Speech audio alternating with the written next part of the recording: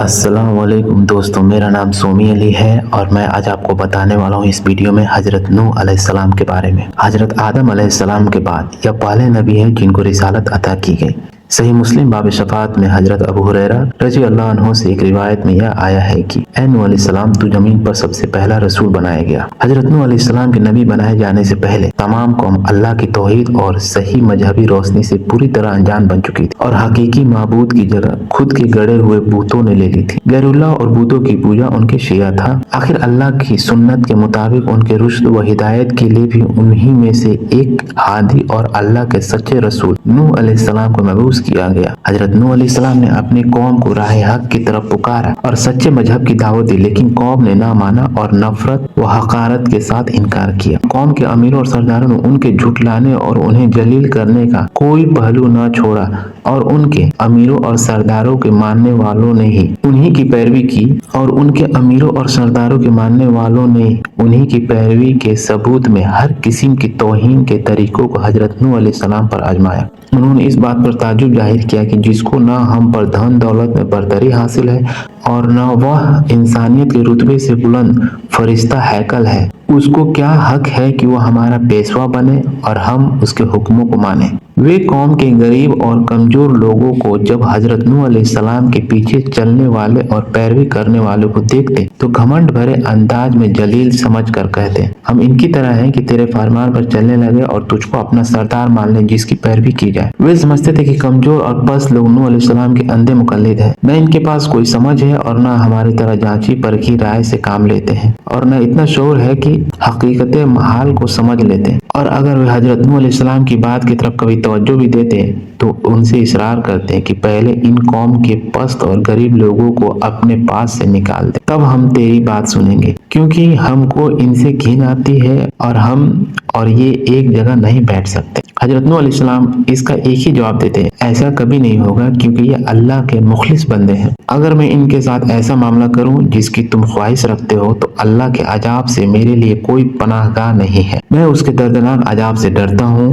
اس کے یہاں اخلاص کی قدر ہے، امیر و غریب کا وہاں کوئی سوال نہیں۔ ساتھ ہی ارشاد فرماتے کہ میں تمہارے پاس اللہ کی ہدایت کا پیغام لے کر آیا ہوں، نہ میں نے غیب دانی کا دعویٰ کیا ہے اور نہ فرشتہ ہونے کا، اللہ کا برگزیدہ پیغمبر اور رسول ہوں اور دعوت و ارشاد میرا مقصد ہے۔ اس کو سرمایہ دارانہ بلندی، غیب دانی یا فرشتہ ہیکل ہونے سے کیا واسطہ؟ قوم کے یہ کمزور اور غریب لوگ جو اللہ پر سچے دل سے ایمان لائے ہیں تمہاری نگاہ میں اس لیے حقیر و جلیل ہیں کہ وہ تمہاری طرح دھن دولت والے نہیں ہیں، اور اس لیے تمہارے خیال میں یہ نہ خیر حاصل کر سکتے ہیں اور نہ سعادت، کیونکہ یہ دونوں چیزیں دولت و حسمت کے ساتھ ہے، نہ کہ غریبی اور اخلاص کے ساتھ۔ جو واضح رہے کہ اللہ کی سعادت و خیر کا قانون ظاہری دولت و حسمت کے تابع نہیں ہے اور نہ اس کے یہاں سعادت اور ہدایت کا حاصل کرنا اور پانا سرمایہ کی رونق کے اثر میں ہے، بلکہ اس کے خلاف نفس کا اطمینان، اللہ کی رضا، قلب کا گنا اور نیت و عمل کے اخلاص پہ موقوف ہے۔ حضرت نوح علیہ السلام نے یہ بھی بار بار تنبیہ کی کہ مجھے اپنی دعوت پہنچانے میں اور ہدایت کے راستے پر لگانے میں نہ تمہارے مال کی خواہش ہے اور نہ جاہ و منصب، میں اجرت و طلبگار بھی نہیں ہوں۔ اس خلافت کا حقیقی اجر و ثواب اللہ تعالیٰ کے ہاتھ میں ہے اور وہی بہترین قدر کرنے والا ہے۔ بہرحال حضرت نوح علیہ السلام نے انتہائی کوشش کی کہ بدبخت قوم سمجھ جائے اور اللہ کی رحمتوں کی پناہ میں آ جائے، مگر قوم نے مانا اور جتنا اس اور سے حق کی تبلیغ میں جدوجہد ہوئی اسی قدر قوم کی اور سے بغض اور دشمنی کی سرگرمی ظاہر ہوئی اور تکلیف پہنچانے اور چوٹ دینے کا تمام طریقوں کا استعمال کیا گیا، اور ان کے بڑوں نے عام لوگوں سے صاف صاف کہہ دیا کہ تم کسی طرح ود، سواع، یغوث اور نصر جیسے بتوں کی پوجا نہ چھوڑو، اور آخر میں تنگ آ کر کہنے لگے، اے نوح، تو نے ہم سے جھگڑا کیا اور بہت جھگڑا کیا، اب اس کو ختم کر اور جو تو نے ہم سے اللہ کے عذاب کا وعدہ کیا وہ لے آ۔ یہ قرآن کی آیت ہے سورہ ہود کی۔ حضرت نوح علیہ السلام نے یہ سن کر جواب دیا۔ نوح نے کہا ضرور اگر اللہ چاہے گا تو اس عذاب کو بھی لے آئے گا۔ نوح علیہ السلام نے کہا ضرور اگر اللہ چاہے گا تو اس عذاب کو بھی لے آئے گا اور تم اس کو تھکا دینے والے نہیں ہو۔ یہ بھی سورہ ہود کی ایک آیت ہے۔ اس طرح جب قوم کو ہدایت سے پہلے حضرت نوح علیہ السلام بالکل مایوس ہو گئے اور اس کی باطل پرستی، ضد اور حد درمی ان پر واضح ہو گئی اور قرآن کے مطابق 950 سال تک برابر کی جا رہی دعوت و تبلیغ کا ان پر کوئی اثر نہیں دیکھا گیا تو بہت زیادہ معلول اور پریشان خاطر ہوئے۔ تب اللہ تعالیٰ نے ان کو تسلی کے لیے فرمایا۔ قرآن سورہ ہود میں ایک آیت ہے، اور نوح پر وحی کی گئی کہ جو ایمان لے آئے وہ لے آئے، اب ان میں سے کوئی ایمان لانے والا نہیں ہے، بس ان کی حرکتوں پر غم نہ کر۔ تب حضرت نوح علیہ السلام کو یہ معلوم ہو گیا کہ ان کو حق پہنچانے میں کوتاہی نہیں بلکہ خود نہ ماننے والے کو استطاعت کا قصور ہے اور ان کی سرکشی کا نتیجہ۔ تب ان کے اعمال اور حرکتوں کا اثر قبول کر کے اللہ تعالیٰ کی بارگاہ میں یہ دعا فرمائی۔ یہ سورہ نوح کی ایک آیت ہے۔ اے پروردگار، تو کافروں میں سے کسی کو بھی زمین میں باقی نہ چھوڑ، اگر تو ان کو یوں ہی چھوڑ دیا تو یہ تیرے بندوں کو گمراہ کریں گے اور ان کی نسل بھی انہی کی طرح نافرمان پیدا ہوگی۔ اللہ نے حضرت نوح علیہ السلام کی دعا قبول فرمائی اور بدلے میں قانون اور اعمال کے مطابق سرکشوں کی ہلاکت کا اعلان کر دیا۔ پہلے حضرت نوح علیہ السلام کو ہدایت فرمائی کہ وہ ایک ناؤ تیار کرے تاکہ ظاہری اسباب کے اعتبار سے وہ اور پکے مومن اس عذاب سے بچے رہیں جو اللہ کے نافرمانوں پر نازل ہونے والا۔ حضرت نوح علیہ السلام نے جب ناؤ بنانی شروع کی تو کفار نے ہنسی اڑانا اور مذاق بنانا شروع کر دیا، اور جب کبھی ادھر ادھر سے ان کا گزر ہوتا تو کہتے خوب، جب ہم ڈوبنے لگے تو تم اور تمہارے پیچھے چلنے والے اس ناؤ میں محفوظ رکھ کر نجات پائیں گے۔ حضرت نوح علیہ السلام بھی ان کو انجام کار سے غفلت اور اللہ کی نافرمانی پر جرأت دیکھ کر انہی کے ڈھنگ میں جواب دیتے اور اپنے کام میں لگے رہتے، کیونکہ اللہ تعالیٰ نے پہلے ان کی حقیقت حال کو بتا دیا تھا۔ سورہ ہود میں اے نوح، تو ہماری حفاظت میں ہمارے وحی کے مطابق ناؤ تیار کیے جا، اور اب مجھ سے ان کے متعلق کچھ سوال نہ ہو، یہ بے شک ڈوبنے والے ہیں۔ آخر نوح علیہ السلام کی ناؤ بن کر تیار ہو گئی۔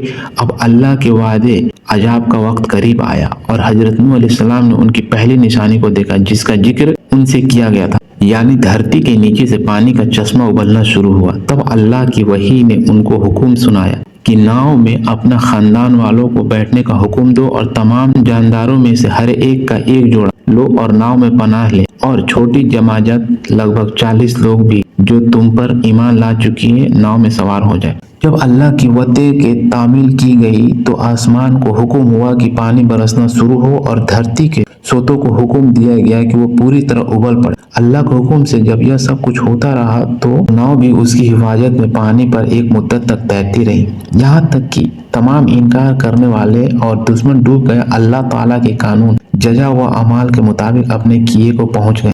غرض جب اللہ کے حکم سے عذاب ختم ہوا تو نوح علیہ السلام کا ناؤ جودی پر ٹھہری۔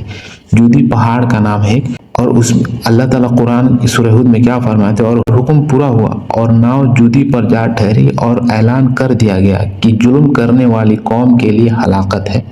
پانی دھیرے دھیرے سوکھنا شروع ہو گیا اور ناؤ میں پناہ لینے والوں نے دوسری بار امن و سلامتی کے ساتھ اللہ کی زمین پر قدم رکھا۔ اسی وجہ سے حضرت نوح علیہ السلام کا لقب ابو البشر ثانی یا آدم ثانی یعنی انسانوں کا دوسرا باپ، اور شاید اسی اعتبار سے حدیث میں ان کو اول رسول کہا گیا۔ جس انسان پر اللہ کا وحی نازل ہوتی ہے وہ نبی، اور جس کو نئی شریعت بھی عطا کی گئی وہ رسول ہے۔ رسول نبی بھی ہوتا ہے مگر نبی کا رسول ہونا ضروری نہیں۔ جہاں تک جودی پہاڑ کی جگہ کا تعلق ہے تو قرآن نے صرف اس جگہ کا تذکرہ کیا ہے جہاں ناؤ جا کر ٹھہری تھی، البتہ تورات کی شرح میں لکھنے والوں کا خیال ہے جودی پہاڑ کے اس سلسلے کا نام ہے جہاں ارارات اور جورڈیا کی پہاڑی سلسلے کے آپس میں ملتا ہے۔ تاریخ کے ماہروں نے حضرت نوح علیہ السلام کے اس بیٹے کا نام کنعان بتایا۔ یہ تورات کی روایت کے مطابق ہے۔ قرآن اس کا نام بتانے سے خاموش ہے جو نفس واقعیہ کے لیے غیر ضروری تھا، البتہ حضرت نوح علیہ السلام کا اس بیٹے سے خطاب اور اس کا جواب کا ذکر کیا گیا۔ سورہ ہود میں کیا ذکر کیا گیا؟ کہا میں بہت جلد کسی پہاڑ کی پناہ لیتا ہوں کہ وہ مجھ کو ڈوبانے سے بچا لے گا۔ بہرحال کنعان حضرت نوح کا بیٹا تھا، مگر اس پر حضرت نوح علیہ السلام کی ہدایت و رشد کی جگہ اپنی کافر والدہ کی تربیت کی گود نے اور خاندان اور قوم کو ماحول نے برا اثر ڈالا تھا، اور وہ نبی کا بیٹا ہونے کے باوجود کافر رہا اور طوفان میں غرق ہو گیا۔ کیا نوح علیہ السلام کا طوفان پوری دنیا میں آیا تھا یا کسی خاص خطے پر؟ اس بارے میں پرانے اور نئے علماءوں میں ہمیشہ دو رائے رہی ہیں۔ یہودی اور عیسائی علماء فلکیات کے علم کے اور طبقات الارض کے ماہروں کی ہے۔ ایک طبقے کا خیال ہے کہ صرف اسی خطے میں محدود تھا جہاں حضرت نوح علیہ السلام کا قوم آباد تھے، اور حلقہ پھیلاؤ کے اعتبار سے 1,40,000 مربع کلومیٹر ہوتا ہے۔ لیکن صحیح مسلک یہی ہے کہ طوفان خاص تھا، عام نہ تھا۔